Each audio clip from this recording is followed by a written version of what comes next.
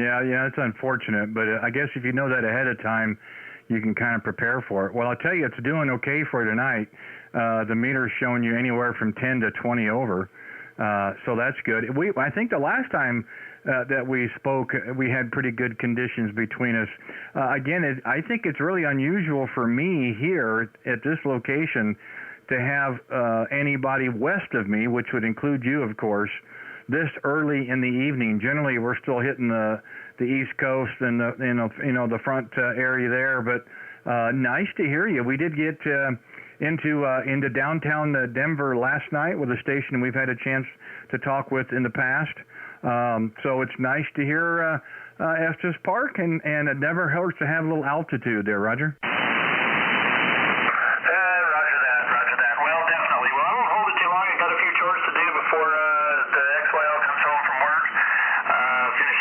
Chicken soup, but just wanted to jump in there and say hello, maybe listen, change the microphones.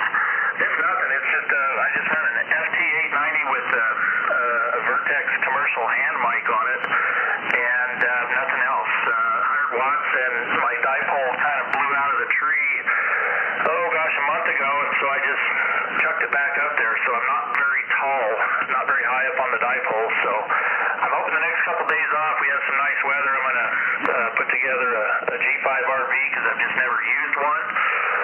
See how that works on 40 and 80 because I have a tri-bander up for the other bands. So that's kind of the evening project before she gets home and finish up my soup there. Over.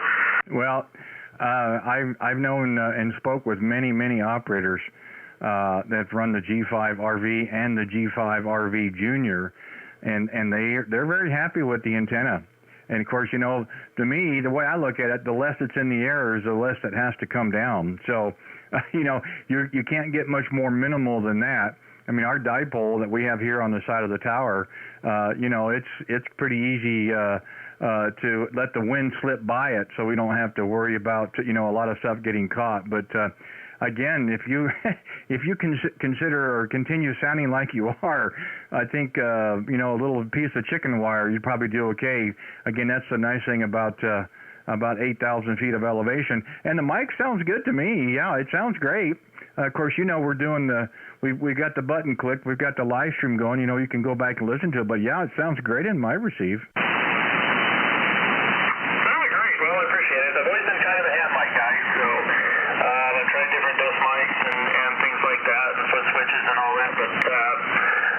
Go back to the hand mic. I do have a high-end headset that I use portable on my 897D out in the RV and whatnot, just so I don't bother the YL when she's wanting to sleep in or anything like that. So I do get good reports on that as well, but I just don't have it wired up for this rig yet there, over. Yeah, when we're running, of course, we've got two of these rigs. I don't know, the last time we spoke, this would have been, August 26th. Well, we had the second one at that time. We've got two of the FTDX10. We've got one here in this shack, Studio A, and in our other location, Studio B, we've got a 10. We run the headset, the Ohio Pro Elite headset for that location. That's also the equipment we take with us portable, and it seems to dial it pretty good. And kind of the same reason that you're doing it, doesn't bother the YL. It's a lot more quieter. We use a headset even in the shack here, but just headphones. That way she only has to hear one part of the conversation if she's walking by, and it helps helps me pull up those stations as well. So again, and those stock microphones today, or even hand mics today, have come a long ways than were they in the past. I mean, a lot of them sound really good on the air.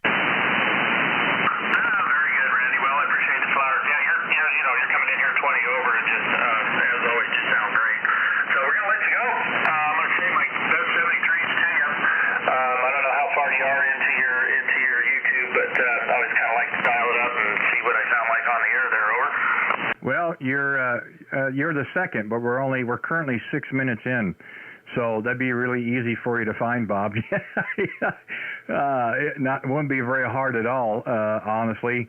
We had first station in the DC area, kind of north and west. DC area. And then we cleared and called CQ again, and there you were. So, yeah, you're basically right here in the beginning. We got a little early start tonight, which means we may have an early ending. We don't know. But, yeah, just give a listen, see what you think. I think it's great, honestly. But, you'll be the judge of that, of course. And you know what? We haven't had that many cues, so it's always nice to hear you, though. Again, it's a really unusual contact for me, especially knowing the area, know where you're at, know what it's like in the surroundings, but living here. So when I'm talking to you, I can visualize what's around in town. So it's always a nice QSO with you there, Roger. Well, thanks again. Yeah, we still have. It was really kind of nice last night. The wife and I, we run a business together, and we're in the hospitality. So last night and tonight's been her nights to close the office. Of course, I got to scoot out of there at 5 o'clock and do a few chores here at home. But we still have some. We had the windows open last night because it was pretty nice. Cool the house down a little bit, and the elk are still out there bugling. They've really been playing and stuff. So that'll put another little nugget in your brain there, over. Oh, no doubt. I can remember coming in there to the east gate to the park, and you come over that riser, and then you got that big open meadow before you come back up on the back side over there, over toward Bear Lake, and that big open meadow. You almost lose count. There's so many of them. Oh, definitely, Roger that. All right, Randy. Well, very good to catch you again. I'm glad my few minutes in the shack early anyway was able to grab you. You sound great as always, and doing what you do on YouTube. That's pretty awesome. I've got a buddy of mine who was a CW op in the Navy, and I've loaned him a radio and strung him up an antenna and let him listen. So I'm hoping this winter is going to work on getting his ticket, and I'll turn him on to the YouTube station so he can actually hear what good rag shoe QSOs are all about there, over. Yeah, I think that's great, Bob, and what a great way to pay it forward, for somebody who has experience in the hobby, so to speak, and to kind of get them on the track. I think that's great, and I think a lot of operators are doing what you do, and nobody knows about it. And I think stuff like that should be known. Honestly, that's just what we do in the hobby. Unfortunately, I think a lot of people think we're just old CBers from trucker days and so forth. And there are people who came over. I wasn't a trucker, but I was an old CB guy. And we're not like that, and again, I think that's awesome what you do, man, even for something as simple as that. It may catch fire, or somebody hears what you've done on the air, and it might instill somebody else to do that for a friend or an acquaintance that's kind of considering or wanting to know what it's all about. So, hey, man, good for you. Well, thank you very much. I wanted to be a ham for years, never could learn CW. Long story short, finally did before they dropped it. And 11 meters was a whole lot of fun, and it kept me learning, and it kept me building antennas and things like that. So it doesn't matter how you get here. Just get here and enjoy it. To me, find out what it is you like about it, because holy moly, it's changed a lot with digital modes and FT8 and software-defined radios. I'm still kind of an old analog guy, but the desire's starting to come up to learn that SDR stuff and play with that as I'm getting closer to retirement there, Rover. Yeah, I think that's great. Well, getting there is part of the journey, and very, very few of us got here on a straight line. We had many detours and setbacks, and we've all kind of gotten to the place we are right now. And I had another. My last QSO, we were out here on 20 meters this afternoon, the afternoon session or what have you. In the last QSO I had, the gentleman from Florida, and he's been a ham, but he got his adrenaline in March. He did not start keying the mic until the end of May. He said, I listened and I listened and I listened, and I picked up so much stuff, and I finally got to the point where I think I wouldn't embarrass myself, and I started keying the mic. And that's a great way to handle it, and to listen to him on the air, very modest, but knew what he was talking, and I mean that's great. And as soon as you think maybe that the hobby is falling, or we're not getting the new operators, you get people like that just makes you feel great about the hobby.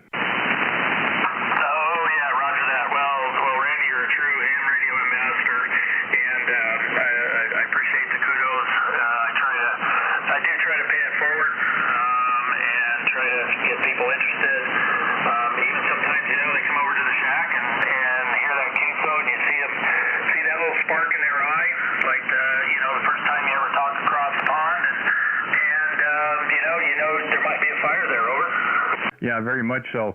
When I get people that show up here to the property, when they come around the back of the house and they see that tower and they say, well, what's that thing up on top? And I said, well, I actually bring it down, and that's how we dry our laundry. And, of course, it's an upside-down umbrella, the hex beam. And they kind of stood there for a second, and they think about it, and they go, no, you don't. I said, no, we don't do that. So then I tell them about what it is and what have you, and it is starting to register. And then you bring them inside and you show them the shack, and they're like, holy mackerel. They're like, where do you start? And they said, well, you push this button, and you push this button, you sit back, and you listen, and you listen, and you listen. And they're like, wow, that is really cool. So, again, I think more of us are doing this than maybe people realize, and I think that all helps the hobby be really healthy, and I think that helps, grow the hobby.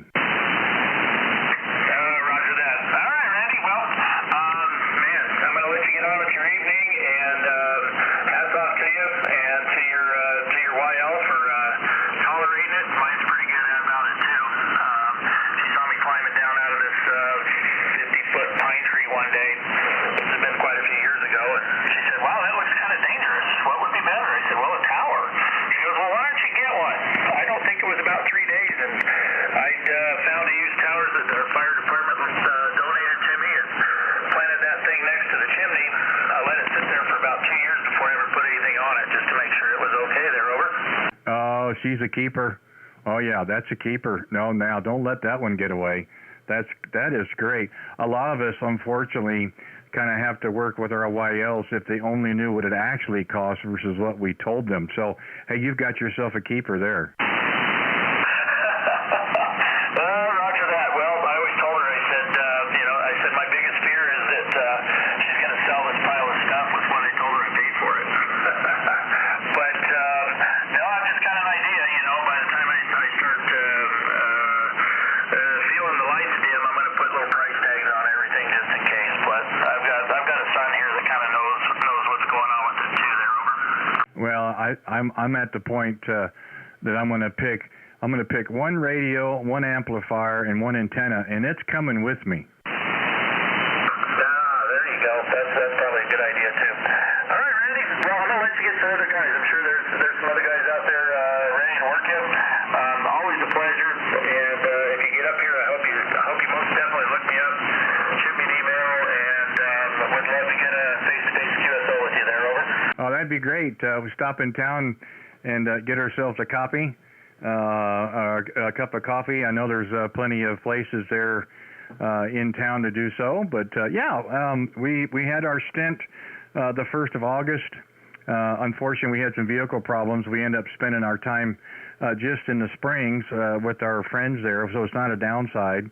But we had a different itinerary planned, but it didn't work out that way. We got the vehicle squared away. We're able to get home safe and no problems, and it's been fine ever since. But that particular time, it was not doing like it was supposed to, so we did cancel the other part of the itinerary. But I know we'll have another opportunity. At least I hope we do. So, Bob, thanks again.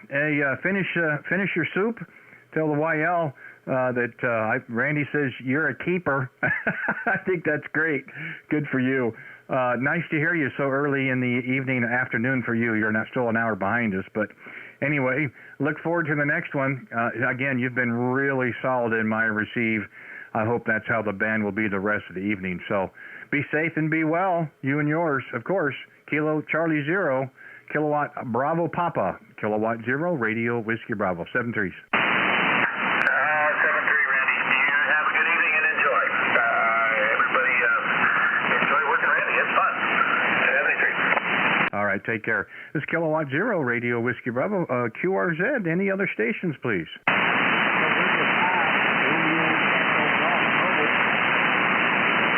Well, we'll see if we can move this thing around a little bit, see if we've got anybody else out there. I know Bobby was hitting us up on the live chat there. Maybe he's kind of sandbagging, sitting back there. Well, let's take it back out there to the Carolinas. That way I've got myself covered. See if he's out there listening. Whiskey 4 Tango Sierra Hotel. Bobby, you copy Kilowatt Zero Radio Whiskey Bravo?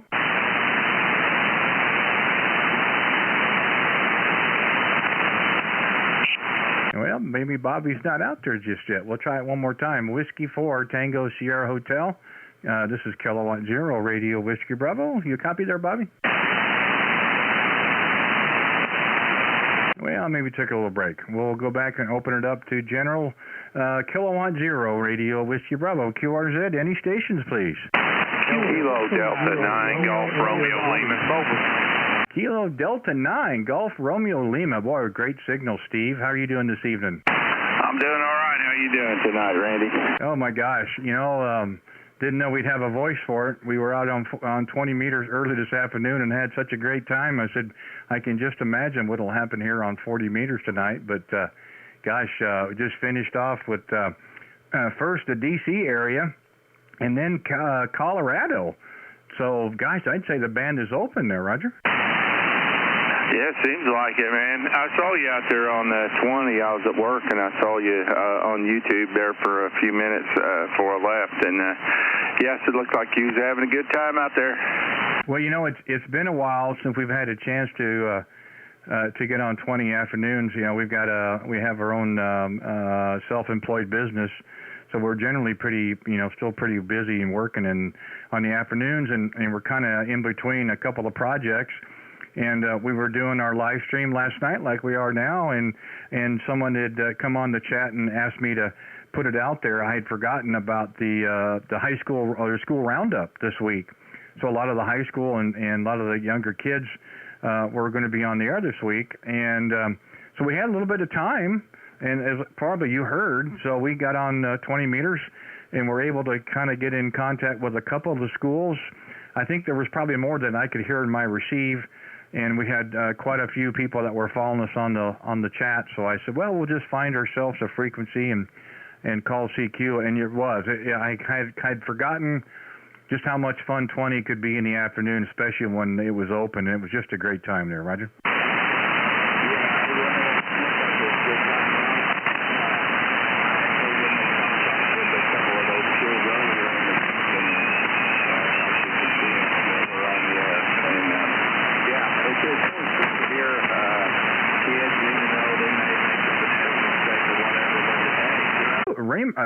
Romeo Lima, my mistake.